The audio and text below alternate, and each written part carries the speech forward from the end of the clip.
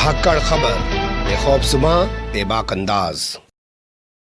धाकड़ खबर के news room से मैं आपके साथ हूं अकरम रईस खान। 2 दिन पहले खबर मैंने आपके सामने रखी थी उत्तर प्रदेश के आगरा से कि यहां के सिकंदरा इलाके में कमला नाम के फार्म हाउस में भाजपा का पूर्व जिलाध्यक्ष अशोक राणा सेक्स रैकेट चला रहा था या चलवा रहा था, और बाकायदा उसमें वहां के एसएसपी बबलू कुमार का बयान रखा था, जो बता रहे थे कि इस मामले की जांच की जा रही है कि इस सेक्स रैकेट में जो पकड़ा गया है भाजपा के पूर्व जिलाध्यक्ष अशोक राणा की क्या भूमिका है।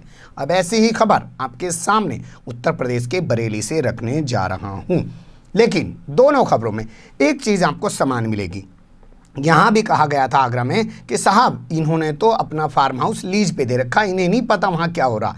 ऐसे ही जो बरेली से खबर आ रही है, जो भाजपा विधायक के भाई के बैंकेट हॉल से सेक्स रैकेट पकड़ा गया, उसमें भी कहा जा रहा ना साहब इन्होंने तो अपना बैंकेट हॉल लीज पे दे रखा था। आपने पान सिंह तोमर देखिए, इरफान खान का एक सीन अपने दिमाग में हमेशा याद रखिए। जब वो फौज में भर्ती हो जाने के बाद अपने अधिकारियों के सामने पेश होते हैं तो अधिकारी पूछते हैं कहाँ से हूँ, तो बताते हैं कि मैं बीहड़ से हूँ, यानी कि उस इलाके से हूं जहां से डाकू होते हैं, चंबल से। तो उस पर जो अधिकारी होते हैं तो वो कहते हैं अरे डाकू के इलाके से, तो वो कहते हैं इरफान खान कि ना साहब बागी डाकू ना।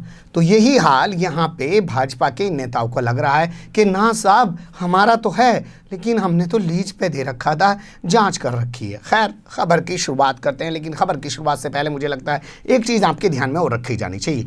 प्रदेश के जो मुखिया हैं वो साधु हैं, आदित्यनाथ योगी हैं। उनके दौर में खूब दारू बिक रही है, उनके दौर में खूब सेक्स रैकेट पकड़े जा रहे हैं, और उनके दौर में जंगल राज की हालत ये हो चुकी है। पहले किडनैप किया जाता है, फिरौती मांगी जाती है, फिरौती ले ली जाती है और हत्या कर दी जाती है। कानपुर में ऐसी 2 हत्याएं हो चुकी हैं, और गोरखपुर में जो उनकी अपनी राजधानी है जहां से आज वो पूरे प्रदेश को चला रहे हैं, लखनऊ में इतना सब कुछ नहीं होता है जितना गोरख धाम पीठ से बैठकर चलता है उत्तर प्रदेश में। वहां पे 12 साल के बच्चे को किडनैप करके मौत के घाट उतारा जा चुका है 1 करोड़ रुपए की फिरौती ना मिलने पर।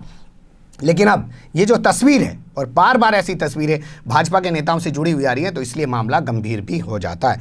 बरेली की एक विधानसभा सीट है जिसे बहेड़ी विधानसभा सीट के नाम से जाना जाता है। यहाँ के जो विधायक हैं वो बीजेपी के विधायक हैं, नाम है उनका छत्रपाल गंगवार। उनके भाई हैं जो रिटायर्ड प्रिंसिपल भी बताए जाते हैं, और उन्होंने अपना एक बैंक्वेट हॉल भी चला रखा है। उनके बैंक्वेट हॉल पे मंगलवार की शाम पुलिस छापेमारी करती है।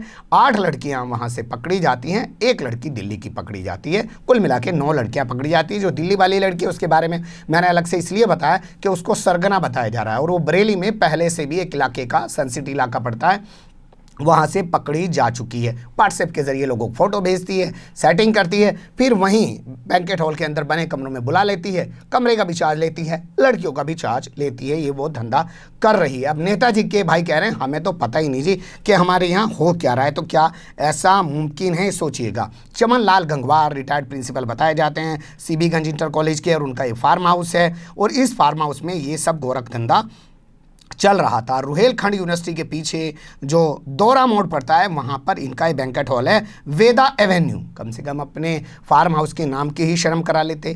क्या चलिए अगर आपने बैंकेट हॉल को लीज पे दे रखा तो क्या इतने बेफिक्र हो जाते हैं हम, क्या आपको कुछ खबर ही नहीं रहती है?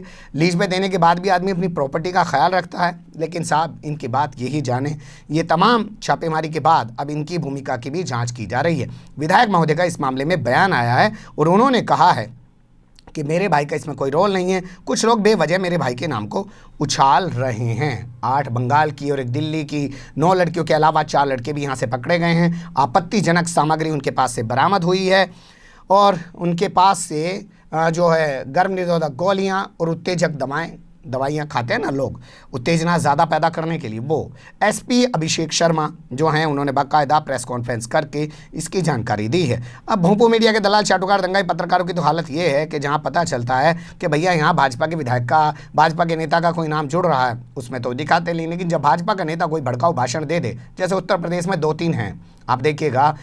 मुजफ्फरनगर की खतौली विधानसभा सीट से एक विधायक है विक्रम सैनी, उसका काम है भाई साहब एकदम भड़काऊ बयान देना, सुर्खियों में आके रह जाता है, मंत्री आज तक बन नहीं पाया। दूसरा एक विधायक है गाजियाबाद की लोनी विधानसभा सीट से नंद किशोर, भड़काऊ बयान देना, सुर्खियों में आके रह जाना, मंत्री पद आज भी नहीं मिल पाया। एक विधायक है बलिया से वहाँ की बेरिया विधानसभा सीट से। भाई साहब कमाल का बयान देता है। जिस वक्त कुलदीप सिंह सेंगर पे आरोप लगा उस लड़की के रेप का, तो क्या कहता है जानते हैं?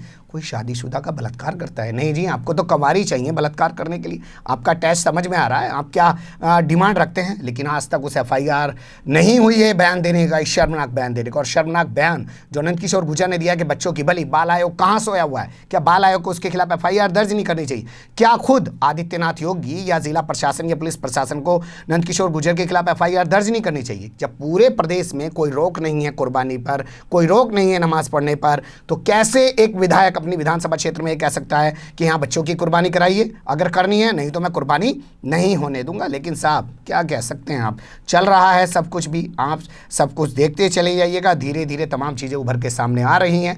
आगरा में सेक्स रैकेट अपने फार्म हाउस में चल रहा है और यहाँ विधायक के भाई के बैंक्वेट हॉल में सेक्स रैकेट चल रहा है और कह रहे हैं ना साहब डाकू ना, बागी हैं बागी। बने रहेगा धाकड़ खबर के साथ। फिलहाल कमेंट्स के रूप में आप लोग अपनी राय दे सकते हैं, खबर को लाइक कर सकते हैं, चैनल को सब्सक्राइब कर सकते हैं, ज़्यादा से ज़्यादा हमारी खबरों को शेयर कर सकते हैं। फिर ऐसे ही किसी सुलगते हुए उलझते मुद्दे लेकर मैं आपके सामने हूँगा हाजिर। फिलहाल अभी मुझे दें इजाज़त।